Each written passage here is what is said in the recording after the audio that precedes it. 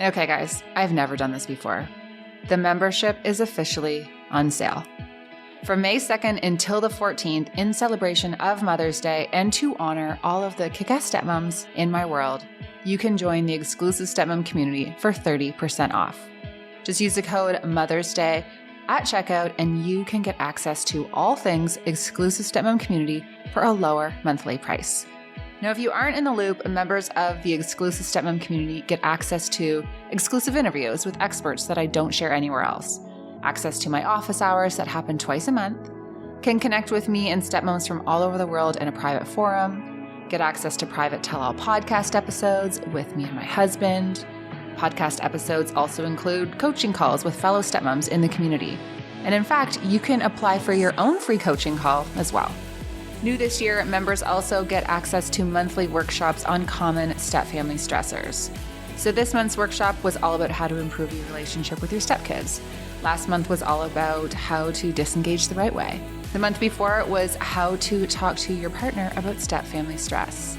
Look, coaching and courses for stepmoms are a huge investment, but with the membership, you can get access to individualized support and coaching from me and resources that will help you tackle your step-family stressors head on for just $19 a month.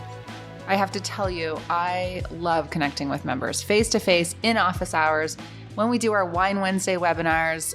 You know, the energy of being able to connect with you guys is just the best.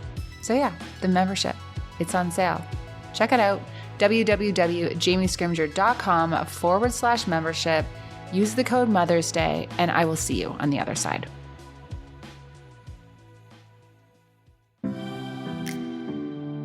Hey there, it's Jamie Scrimger here, and you're listening to the Kick-Ass Stepmom Podcast.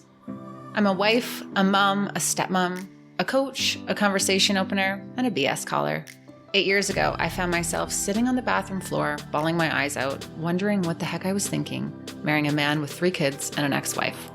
Look, don't get me wrong, I was madly in love, the kids were great, but being a stepmom is, well, it's just complicated. If you know, you know. As a 26-year-old with zero experience in the parenting department, I went to the internet for support. But I was disappointed with what I found. So I decided to create the type of support I was looking for. Raw, real, solution-focused conversations about all things motherhood, stepmotherhood, and living a kick-ass life. Life can be hard, really freaking hard. But it's entirely possible to thrive amongst the tough stuff. Each week, I will bring you tips and strategies and mindset shifts to inspire you to live your own version of a kick-ass life, while bringing you along as I create my own. Let's do this. Hello. What's up, guys? Stepmoms, I think this is a conversation that many of you are going to be grateful for. We are talking about disengaging today. This is such a hot topic in the stepmom community. In fact, I feel like disengaging is kind of this like stepmom community buzzword. So when things get overwhelming or your relationships are rocky or you feel resentful or you're not being respected or if there's drama or conflict, the advice is always that you need to disengage. But it's not that simple. Disengaging isn't that simple. And I've been talking about this a lot in the exclusive stepmom community this month. When it comes to disengaging, you can disengage the right way or you can disengage the wrong way. The goal of disengaging, in my opinion, is to improve relationships, to minimize stress, improve the vibe of your home, protect your mental health.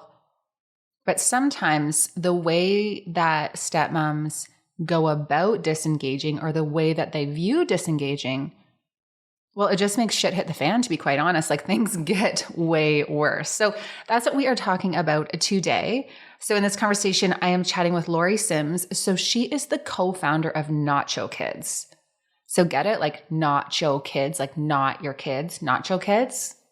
I know, it was clever. So Lori is a stepmom to 4 boys, including a set of triplets, and a mom to 1 bio son.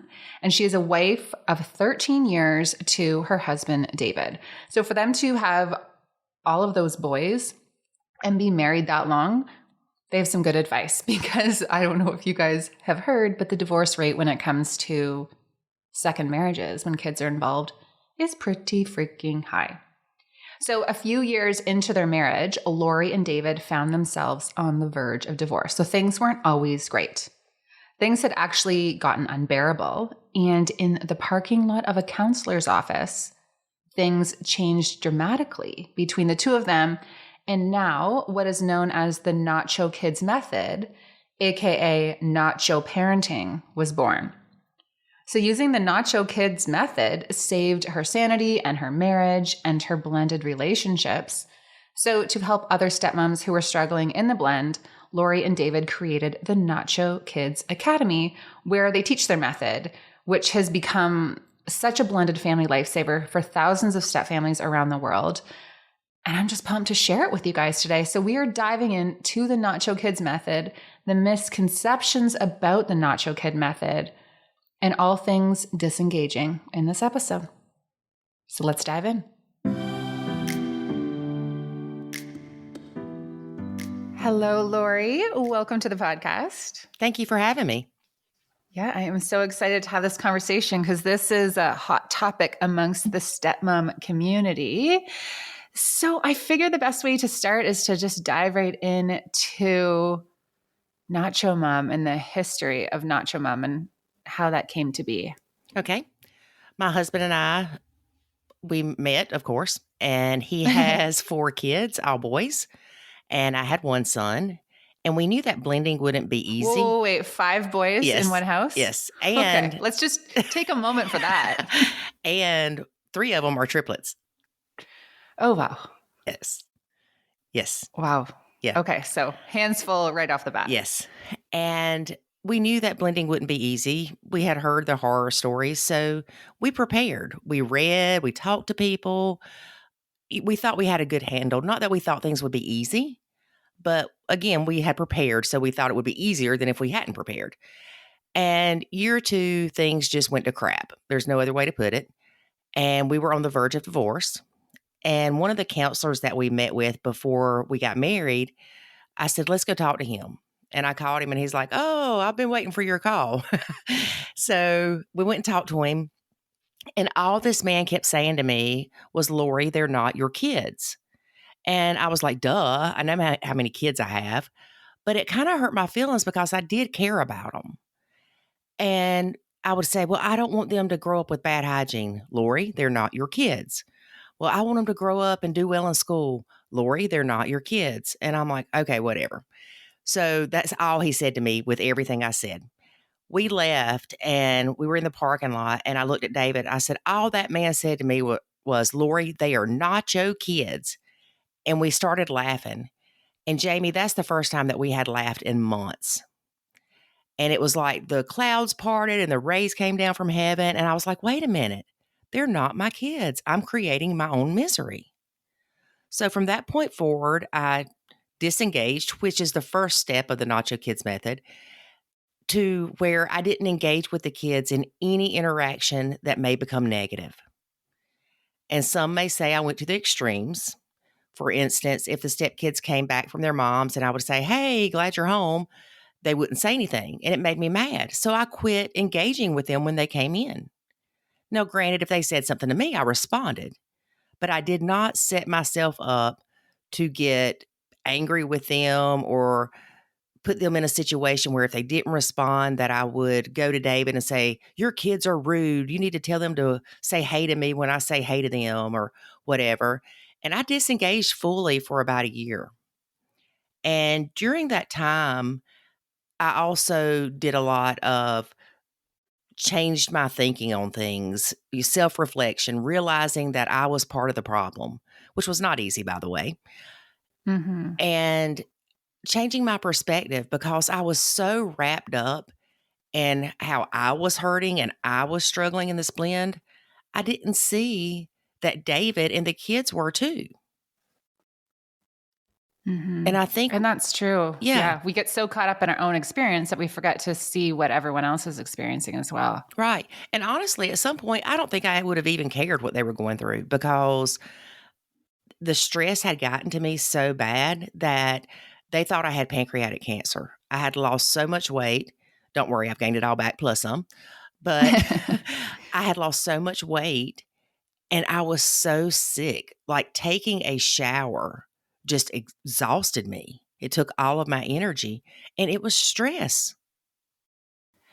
Yeah. What did that year look like? So before you went to that counselor, like what were the major issues? Because a lot of stepmoms in my community, you know, I can only speak from coming in as a stepmom and there being 3 kids, and then we had a baby of our own. I didn't bring any kids into the mix. And a lot of stepmoms are looking for support when each one of you brings kids in. Right. And I'm assuming there were differences in rules and expectations and with kids living in the same home. Yes, definitely. So my son was 5 years younger than the triplets. So a lot of the expectations I had for them, I didn't have for my son at the time because of the age difference. You don't expect a 5-year-old to do their laundry, for instance. A lot of the issues we had were the fact of I would ask them to do something and they wouldn't do it. And of course, that just made me mad. Even something as simple as, hey, it's time to get ready for bed, go brush your teeth. And they would just ignore me. They wouldn't really talk back. They might just go, ugh, something like that. And so, of course, that made me go to David and I'm like, I told them to brush their teeth and they're not listening to me. So it put him in the middle. Also, with my son, of course, I felt like that they treated him like the redheaded stepchild. That was one of our big issues because they left him out of so much. I remember David had this ceramic Christmas tree that we call David's kids the brothers, and the brothers were decorating it, and Jackson wanted to participate. And one of the kids looked at him and said, no, this is ours. You don't belong here. Mm, That will rip your heart out as a mom. yeah. But kids are resilient because 15 minutes later, my son's still wanting to play with them, and I'm mad. I'm thinking, how can you be nice to them? They were just mean to you. But again, kids just kind of, push things to the side or let things go a little easier than we do. One of the things we had an issue with was the in-laws. My mother-in-law would come over here and baby the brothers, clean up their room for them, cook for them, do their laundry, all this stuff. So they had no responsibilities. Mm-hmm. And it was also kind of intrusive that she was coming into my home doing these things. Yeah, no kidding. Yes. Luckily, we never really had an issue with the bedtimes because my son, God love him, has always been one, come about 9 o'clock, he's going to bed. Mm-hmm. You don't even have to tell him. He's like, good night. Yeah. So the kids staying up till 10 was not an issue because he would just go to bed on his own. One of the other things we had a problem with was cooking. I do not enjoy cooking. Me at neither, all. girl. Me neither. I would do takeout or eat a waffle any day besides cook. And I haven't figured out if it's the cooking or the cleaning part. But anyway, the kids would complain. David's kids would complain about supper. And if you don't like cooking and you've got somebody complaining about it, that just adds to the stress. And so I told David, I said, I'm done. You start cooking when your kids are here. And he did because he knew that it was not a pleasant situation. Another instance before nachoing, we would sit at the table and say we were eating spaghetti. The stepkids would slurp spaghetti. I'm talking hitting ear to ear, sauce slinging everywhere. And it drove me bonkers. Before nachoing, I would say, David, do you not see them slurping their spaghetti or hear it? And after nachoing, I would just get up and walk away from the table. Mm-hmm. Or I knew if we were having spaghetti that Lori was not sitting there with them. Yeah. I had to remove myself from any situation that caused me stress or that were triggers for me because I had to figure out how to either avoid those triggers or how to deal with them in a better way. Yeah. And so you guys decide, you have the conversation in the parking lot, you're laughing. And what was the transition into notching like? Because I anticipate you leave that counselor's office and you're still kind of like, well, yeah, they're not my kids, but they're in my freaking house. Like, how do I do this? Yeah. I watched a lot of House Hunters International. And I'm not kidding you when I say that I wanted to go sell goat cheese on the side of a mountain and live in a shed with no electricity and water because that seemed more appealing to the relationship we had. Yeah. That's funny. So that tells you something. Yeah. But when they would come in, again, I wouldn't engage unless they spoke to me first. I spent a lot of time doing things that I enjoyed and letting David spend time with his kids. What really sucked about that was I didn't have as much time with my son because, again, he wanted to hang out with the brothers. Mm-hmm. And I remember one day that I was sitting in the bedroom. I guess I'd been nachoing about 6 months at this point, or disengaging for about 6 months. And I heard everybody laughing. And I'm thinking, oh, must be nice to be having a jolly good time. And then I'm like, wait a minute, Lori, you are more than welcome to go in there. Nothing's stopping you. So I got up and I went in there and hung out with them for probably 5-10 minutes. And it didn't take long. With 4 stepkids, somebody's going to do something wrong pretty quickly. And so one of them said something, and I thought David should address it, and he didn't. So I just said, okay. And I walked back to the bedroom. And it was freeing to not let those things get to me. It was freeing for our marriage, for me not to argue with David about what his kids did or didn't do. And I had to let him parent how he saw fit, regardless of what I thought about it, because they were not my kids. Mm-hmm. Now, granted, Jamie, if they did ask me something like, can you help me with my homework? Of course I helped them. Yeah. Or if they said, can you get my favorite cereal at the grocery store? Of course. I wasn't mean to them. There's a difference between disengaging with someone and ignoring them. Yeah. And I think that's the big misconception too, right? When it comes to disengaging as a stepmom, Yes. it's not this whole, you're not doing things the way that I want you to do it. So screw you, I'm out. Right. Like Right. it's not out of spite. It's to improve relationships, to improve the vibe of your home, to make things better, not make things worse. Exactly. And it takes time. You don't get in this mess overnight. And that's why it took us a year before I started re-engaging, because we all needed to heal. We were in a very, very bad place. Mm-hmm. And then once I started re-engaging, I had to do so slowly. I had to take their lead with things. Yeah. So what did that look like? It was interesting. Say, for instance, one of the stepkids, he liked Shark Tank. And so we would watch Shark Tank together and talk about it. That's how we started re-engaging. One of the other stepkids liked Live PD. So we would talk about the Live PD shows or whatever.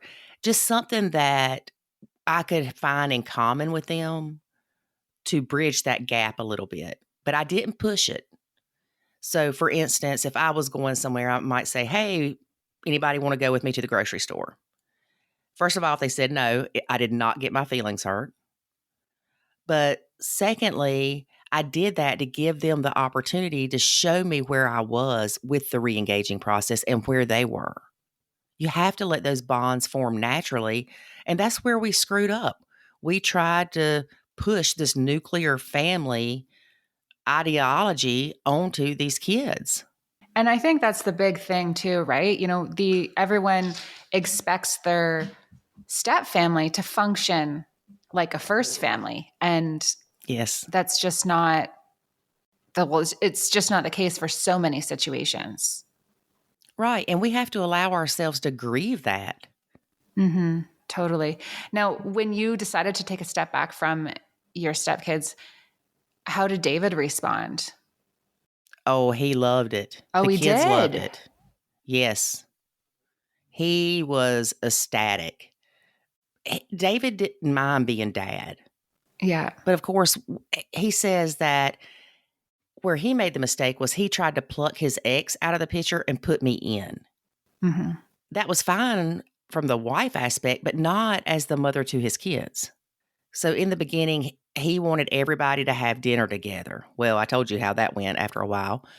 And he felt that was very important. Well, he realized it's more important for the stress in the home to be lower than for everybody to have dinner together. Mm-hmm.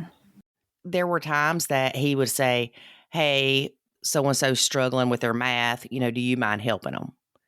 And I'd say, no, of course not. But I would also say, but if they start ignoring me or get an attitude, I'm done. Like, do they And want that's me to help them? Do they want right. that? Right. So he would go in there and ask them, I don't know how to do this. Lori does. Do you want her to help you? And they would say yes. And I would explain to them too. I will help you as long as you are paying attention. If you ignore me or get an attitude, I'm done. Mm-hmm. So usually 15, 20 minutes in, I'd say, okay, I'm done. Yeah.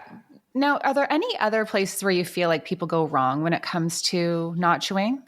Oh, honey. A Join lot. my Facebook group. You can find plenty of examplos of that. I need to stay out of the Facebook groups. I shut mine down. It was just like the wild, wild west in there.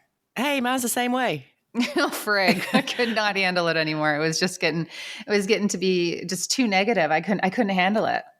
I've thought about shutting mine down several times, but I'll be honest with you, it never fails as soon as I think about shutting it down because, like you said, the negativity and it's draining. Mm-hmm. And it never fails that somebody will message me and tell me that the group helped save their relationships. Yeah, I And, know. when we created the Facebook group, it was actually with the intentions of teaching people how to nacho properly. Because again, everybody thinks it's just disengaging, and it's not. There's so much more to it. But we realized quickly that you cannot teach people in a Facebook group. So that's why we started the Nacho Kids Academy, where people that truly want help and don't just want to vent can join and we can guide them through the process. Mm-hmm. No, I love it. And I think that's very true, especially when it comes to those Facebook groups. You can spit out all the information you want, but people will often take what works for them, right? Right. And what feels okay, because it can be really, really uncomfortable to disengage and then take the time to really dive into yourself and be like, okay, how am I contributing to this? Like why are these triggers triggering me so much? Like, what is this really about? Right. That's where the real work begins when it comes to, thriving as a stepmom. It's you can disengage, but then what are you going to do? Like there's a next step. Right. And to go back to your previous question, and then we'll talk about that, is for instance, we had one lady that she would cut the power off when the stepkids were there by themselves because she didn't want them playing games. Brutal. What is wrong with you, lady? Yeah. That's extreme. Like you said, it's not being petty. It's not out of spite. It's out of love. And it may not be love for your stepkids, but it's love for your husband or your spouse. Mm-hmm. We had one lady that she just decided one morning to tell her husband, I know I've been taking your kids to school for the last 3 years, but I heard about this thing called nacho, so good luck. Mm-hmm. Okay, no, that's not how you do it. If you've been taking care of the kids, you need to give your significant other notice and give them time to figure out an alternative way to make these things happen. Yeah. I have a workshop that I just released about disengaging in my membership. And one of the things I talk about is, you need to remember that your partner is still your partner in life, right? So this isn't just like screwing them over, not my kids, not my problem. Like there are sometimes exceptions where, they're in a jam and this isn't what happens every single time, but you can, change your tune and help them out if something comes up. Like it isn't so black and white, the disengaging piece. Like you are still doing life together. Right. And maybe it's not for your stepkids. Maybe you're taking that step back from your stepkids, but you still want to be a supportive partner. Exactly. You want to be your significant other's biggest cheerleader. Mm-hmm. And, a lot of times they'll say, well, what should I do? And you tell them, and then they get defensive because nobody likes anybody talking about their kids. Mm-hmm. My response to that is, I'm sure you will make the best decision as their parent, Mm-hmm. even though I may not agree with it. That's okay. I'm sure there's things that David doesn't agree with my parenting. And I'll tell you something else that I realized, Jamie, is a lot of the expectations I had for my stepkids at certain ages, I don't have those same expectations for my son.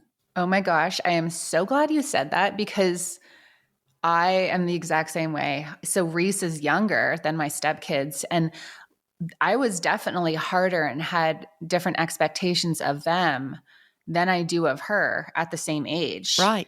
Yeah, it's funny. And I think there's part of it, like, part of it's I didn't know, right? I didn't have any experience with kids that age. I didn't know, like, to me, I remember when I first became a stepmom, I could not figure out why you had to tell a kid something more than once. I was just like, why are you not listening? Like, I literally already said that. Why do I have to say that again? I didn't know that parenting is saying the same thing over and over again for 18 years, right? Like, I just didn't understand. I had all these expectations of them. And now I think, when you have a child from birth and you can go through those stages, you see what's age appropriate and what's normal. And you're also so much more forgiving. Yes. I know. I remember fussing because David's kids were like 14 or 13 and he was fixing their breakfast. I'm like, what are you doing? They're 13 years old. They can fix their own breakfast. Well, when Jackson turned 13, I'm like, what you want for breakfast, baby? Or them leaving crap around. So say, for instance, you walk in and the stepkid left their cereal bowl on the table. Oh my gosh, that can light a fire up under your butt like nothing else. But your kid does it and it's like, oh, sweet baby must have been in a hurry. Yeah. And, I've caught myself doing that a couple times. So I have 3 stepkids and I have a different relationship with every stepchild. Yes. Just based on the time they came in, like the time I came into their life. My youngest stepson, he was 5 when I first came. And he was just like, I remember exactly what he looked like when I saw him. Like, he's been this like squishy baby. I could just cry thinking that he's now 15. Like, it just makes me so sad. And it actually became an issue in our marriage. And, his mom said to me, he can do wrong, because I would probably be harder on my middle stepson because our relationship wasn't the same than I was on him unknowingly. Like, you don't realize you're doing it. Right. But it's interesting how your relationship to a child can impact how you respond to those little things. Like, they both at age 14 leave their room disgusting. But my middle stepson got a way harder time for a period of time when he was 14 than my youngest. Right. And it's okay to have those different dynamics and relationships with them. One thing Nachoing allowed me to do was to build relationships with my stepkids. And that's really the goal. But I get that some people have no desire to have relationships with their stepkids. And we've seen extremes, stepkids trying to poison the step-parents, crazy stuff. Wait, what? Yes. Oh. Okay. Yeah, you must have shut your Facebook group down too quick. Yeah. Well, I got to the point where I wasn't reading the posts, but yeah, there are definitely some extreme situations then, eh? Yeah. And one girl or one lady, her stepdaughter put her mom's underwear in her dad's dash. Just planted it. Just planted it. And then happened to say, oh, stepmom, can you go out to my dad's car and get whatever? Yeah. They're crazy. Wow. Not all kids are sweet and innocent. I want to tell you about Stepmom Magazine. When I first became a stepmom, I always struggled to resonate with the support out there. There was just this huge double standard. Moms were encouraged to keep it real, and stepmoms were judged for doing the same. And amongst the overwhelming amount of resources for moms, there really wasn't much for stepmoms. That resonated with me, at least. Except for Stepmom Magazine, that is. In fact, almost 10 years in, Stepmom Magazine is the only resource that I revisit time and time again. So Stepmom Magazine is a monthly online publication for any woman who's dating, living with, or married to someone with kids. The articles are written by all the leading stepfamily therapists and coaches, and the support is second to none. Stepmom Magazine has tons of information on topics like co-parenting and dealing with stepkids and dealing with the ex and disengaging and raising teenagers and being a full-time stepmom and having an ours baby. They cover it all. If you're a stepmom listening to this podcast, you need to check them out. And you can use the code JAMIE20 and you'll save 20% off anything and everything in their online store. So that's all subscriptions, back issues, and stepmom ebooks. This magazine is the longest standing, highly regarded stepmom resource for a reason. Go to stepmommagazine.com and use the code JAMIE20 and save 20%. A huge priority for me over the last year or so has been my sleep. My bedtime routine is something that I'm trying really hard to be deliberate about, because I know that when I get off the screens or read a book or journal and have a hot drink before bed, I sleep way better. I've also learned the difference that great sheets can make. A few months back, we got the bamboo sheets from Cozy Earth. We got the sheet set and the duvet cover, and guys, I can't even. They blew my mind and are by far the softest, most comfortable sheets I've ever slept in. And I get hot at night and regularly get the night sweats, and these sheets are temperature regulating, which is perfect because it helps keep me cool. Certified free of harmful chemicals, easy to wash, won't pill, and have a 10-year warranty, I cannot recommend these bamboo sheets enough. And of course, I have a code for you, so you can use the code JamieS40 for 40% off. Yes, 40%. Investing in good sheets makes such a huge difference in your sleep. And when you get good sleep, you show up as a better version of yourself in the morning. You deserve it, and the people in your life deserve it. And seriously, they're just so soft. So JamieS40 for 40% off. You can go to Cozy Earth's website or jamiescrimger.com/Cozy Earth and use the code and you'll be good to go. Sidebar, Cozy Earth also has the bamboo jogger set that I'm always posting about on Instagram. Also so freaking comfortable. Highly, highly recommend. It's so interesting, right? Because I think online we're like, oh, the high conflict ex, or, the crappy step kid, or the rebellious step kid. And I think it's really important to understand, it's not always the ex who is the issue. Mm-hmm. It's not always the stepmom who's the issue. Like these dynamics, like there is really no one size fits all approach. Sometimes, you're dealing with a really crazy ex. And there's a lot of times when I think the stepmoms are a huge part of the issue. And I know cue angry emails coming to me about that, but I think it's really important for us as stepmoms to check ourselves and say, okay, am I considering other people's perspectives right now? Like, am I being empathetic to everyone's, situation? Do I have unrealistic expectations? Mm-hmm. How am I contributing to the conflict? Right. And even if you don't start it, you can be playing a role. Yes. And like you said, that's not easy to deal with. Mm-mm. Nobody wants to think they're part of the issue. And I've actually gotten hate mail saying, how dare you let David say that you were part of the issue? I was. Mm-hmm. I was a big part of the issue. Things were running smoothly till Lori came in the picture. And Lori came in. Well, things do run smoothly when the dads are running the show, right? It's like a frickin' free-for-all. Exactly. The couch is now a trampoline. Yeah. Yeah. Bedtime, what bedtime? Yeah. But the thing about it is, if you are struggling in your blend and you love your significant other and you want this relationship to work, you will open your mind to everything. Mm-hmm. And, not joining was a last-ditch effort to save our marriage. And if I would have been closed-minded to it, we wouldn't be together. Honestly, if I wouldn't have sold my house that I had before we got married, I probably would have left before we even went to the counselor. We were that close to splitting up. It was bad. Mm-hmm. And once you realize, wait a minute, I can see that I am part of the problem, you have two choices. One, you can wallow in self-pity. Oh, I'm a bad person. I suck as a step parent. The world would be better without me, kind of thing. Or you can say, oh, that's great news because I can change myself. And it's not that anything's necessarily wrong with you. It's just, it's not working. Things have to change. And if we could kick back into the way we were when we were dating these people, we wouldn't have these issues. I didn't come in telling David first day we met, you need to make your kids do this. You need to make your kids do that. We probably wouldn't have had a second date if I would have.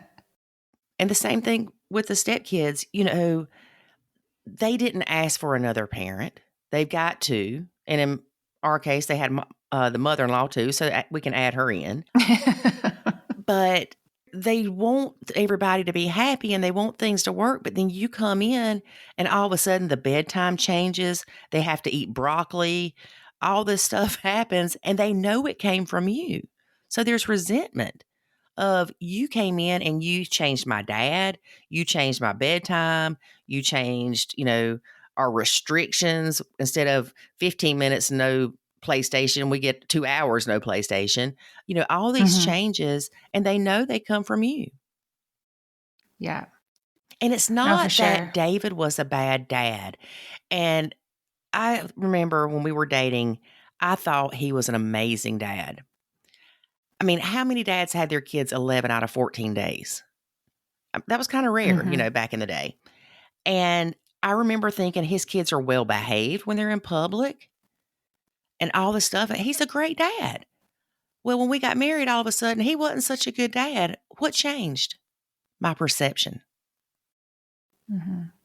I Now, you said that some of your mindset around being a stepmom changed when you disengaged. mhm. Can you share a little bit about that? Well, a lot of it was just not realizing how much the kids were struggling in the blend. The yes, they had already been going back and forth to the other parent, but here I come in changing things in the house that they just weren't ready for. They're not ready for you to take down their mom's stuff that she had up.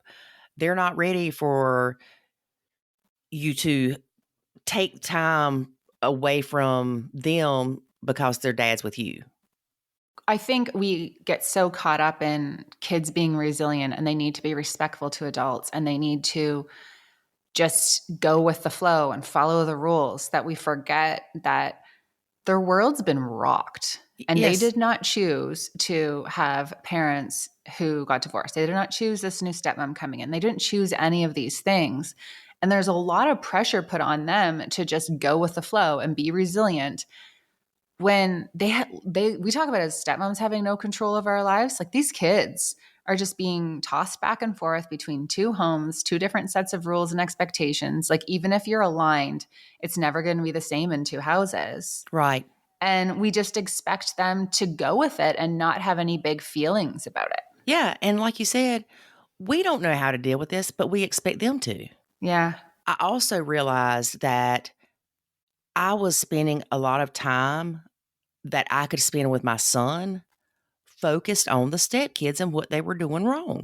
It's like Mm-hmm. I was just hell bent that I wanted David to see his kids were not perfect. It's not that he didn't see it, just certain things didn't bother him like they did me. If they ran around the house, he didn't care. I did. Mm-hmm. Are you more introverted than him? Yes. Yeah, so that's been something I've been really thinking about because I'm a very introverted person. I like quiet. I don't like running around. Like, Hmm. kids wrestling in the basement for hours on end is just like, oh, so much noise, right? I really like when things are quiet. Yes. And I used to think it was a step family issue. I used to think it was like me having issues with my stepkids and my partner. But I gave birth to a very extroverted daughter. And it is not a step family issue. It is a personality issue and just me needing to really nurture myself and give myself what I need because I am such an introverted person Hmm. and do require that rest. And it's just interesting looking back how many things at the beginning I thought were because we were in a step family when really they were just personality differences or family differences and just like regular struggles that come up in any type of relationship. Yeah. And we see that a lot too, where you do have normal issues, the normal teenage issues, for example, but they have to be handled differently because it's a blend. Like if your daughter's off the chain, you can say, hey, calm your butt down. Mm-hmm. Well, depending on where you are in your blend, you could say that to your stepkids and they run and tell your bio mom or the in laws, Lori hollered at me, and tell your partner, Lori hollered at me. And then your partner's mad because you hollered at their kid and all you wanted was peace and quiet. Mm-hmm. It's just Yeah. you have to handle things. And I don't want to say like you're walking on eggshells because I hate that phrase, but I did go through that phase Yeah. where you feel like you can't say anything. You know what? Sometimes you can't. You just Yes, true. can't. And we Well, you try to can, but then shit hits the fan, right? Like, you right, can, but like that's what the problem is. right. And we try to control things that we have no control over. And once we realize the ultimate control is how we let things affect us, that's where the power is. Mm-hmm. I've applied the nacho method to my whole life. And we have a lady in the academy. She's like, it's a way of life for me. And people laugh because I say, I nacho Walmart. It causes me stress. I nacho Costco. Yeah. So I don't have to deal with these things that cause me stress. I find a way to either avoid them or deal with them better. For instance, if I do have to go to Walmart, I go when it's not busy. If I pull in the parking lot and there's 100 cars and it looks like Christmas, I'm done. I'm not even going in. Mm-hmm. A lot of times, like the in-laws, they'll try to suck you in. So you have to be careful with this. They'll say, oh, so how's so-and-so doing in school? Well, if you say, well, he's struggling in chemistry, the next thing you know, it's Lori said he was dumb. Yeah. Yeah. So, And I think you have to read the room and get like really clear on like the type of relationships that you have with people and yes, stop expecting anything different. Right. right. Like I think for stepmoms, it's really hard because we come in and we have this perspective that we're going to have these relationships and that this is what it's going to look like. And then when that doesn't happen, we get our feelings hurt, which is hmm very natural. But then we continue to put ourselves in those situations over and over and over again. So if you have an in-law who, if like your mother-in-law is continuing to twist your words and say that you're saying bad things, well, then maybe you need to not have those conversations with her anymore. Like you hmm can only put yourself in the same situation so many times before you have to say, okay, well, I take responsibility for being here and doing this again.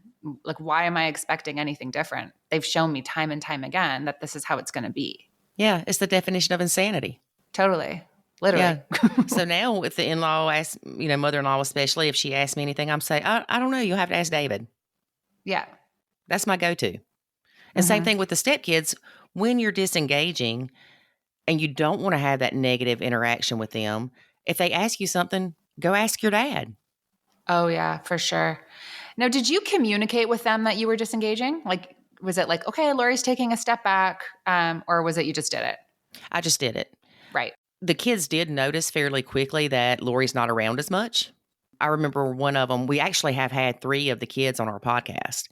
And one of them said that it's not that he really noticed a big change, but one day Mama said, so how are things going with Lori? And he said, pretty good. And that's when he was like, wait a minute, something's changed. Mm-hmm. And he said, not that he didn't realize that the stress in the home had decreased greatly, but he didn't pay that much attention to it. And so that shows you that it wasn't as dramatic as some people seem to think it is, where the kids come in and you're like, I'm not doing anything for you. I'm not showing you, if you go to get ran over by a car, I'm not stopping the car. you Yeah. know, but one thing that he also said, and this was so important to me, I swear it touched my heart. Now, Branson was the ringleader of the burn Lori at the stake. Get her out of the house. That He was would, like my role as a kid growing up. oh, that was you. Yeah, that was me. So he would even call David and say, has she gone yet? Has she moved out yet? Because I'm not coming back. And Mm-hmm. this child, when we interviewed him, David said, so what would you consider your relationship like with Lori since she nachoed and all this stuff? He said, a best friend. Aw. Girl, that was like winning the lottery. Yeah. And I love my stepkids.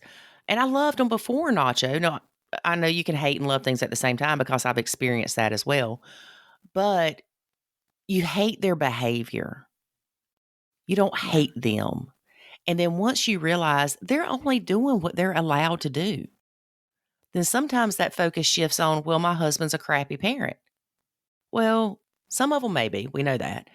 But it's just because he doesn't parent like you think he should does not mean he's a crappy parent. And I guarantee you didn't meet this man and say, I just fell in love with him because of the way he parents his kids. Yeah. So why would you fall out of love with him because he doesn't discipline little Johnny like you think he should? Mm-hmm. That's such a good point. Now, the last thing I really want to touch on, because I do think this is important because, I think we both talk about this, is there's really no one size fits all approach. Like there are blended families that blend well and the stepmom plays a role in discipline and maybe she never needs to disengage, or maybe she's best friends with the ex, or like whatever the situation is. And I think that's the big message for stepmoms. Like, I don't want anyone listening to this episode who is super active in their stepkids' lives and it's working to be like, you know what, I have to nacho, I have to disengage. Like, that's the right thing to do for all stepmoms. No, Because no. it's not. Like, there's just a spectrum of the involvement that a stepmom can have. Right. And if it doesn't cause her stress, have at it. Yeah, if it's working. Yeah. If it's not broke, don't fix it. Right, for sure. Yeah. And I think that's really important because that's the big thing even in the stepmom space, right? It's really hard to write content and share things. There's no like, this is how you do it. This is how you have to do it, because there's so many different moving pieces and so many different dynamics to consider. And I don't think that any step family is alike. Right. And it's nachoing is almost counterintuitive because it's not what we were raised to think a step parent does. Back in the day, somebody died, somebody remarried. That's the stepmom. They become the mom. Mm-hmm. Well, that's not really how it is today. Yeah. And so there's a lot of changes that society needs to realize to not put these pressures on step parents, whether it's to blend and have the rainbow and unicorn family, or it's okay to disengage and nacho if you need that. If you're struggling, why not give it a try? That's my point. Yeah. Because at this point, right, you got to do something. Something has to change. Right. And nobody should live their life being miserable. No one should. And the kids pick up on that. For sure. And it's the vibe of the home. Like, I'm all about, what do you want your kids to remember when they look back on their childhood? And I think that's really great with your stepson, right? He looks back and he's like, yeah, like we really have a great relationship. I bet you he never thought he was going to say that, at a certain point in his childhood. No, I never thought that he would say that. Right. And you can look back with an adult perspective. And I think that's what's most important. And, like you said, every step family is different. Mm-hmm. You have an hours baby. We don't. We have a daughter that is like our hours baby. But that changes your dynamics.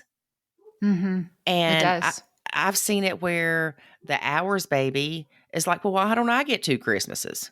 Why don't I get 2 birthdays?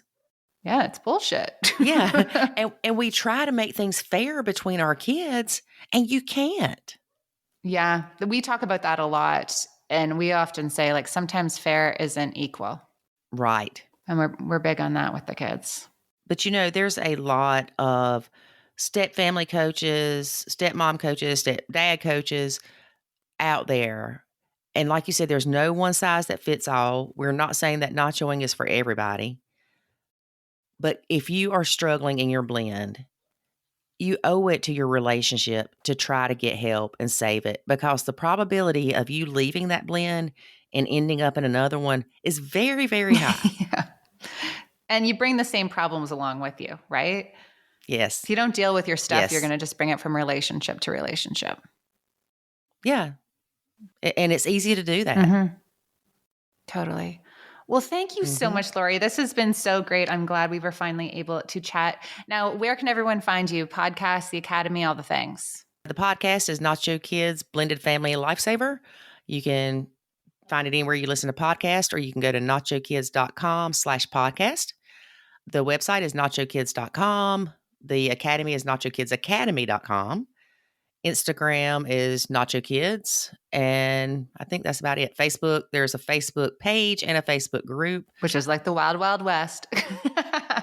Yes, join the Facebook group, also known as the Island of Misfit Step Parents, at your own risk, because there's a lot of non-nacho advice in there.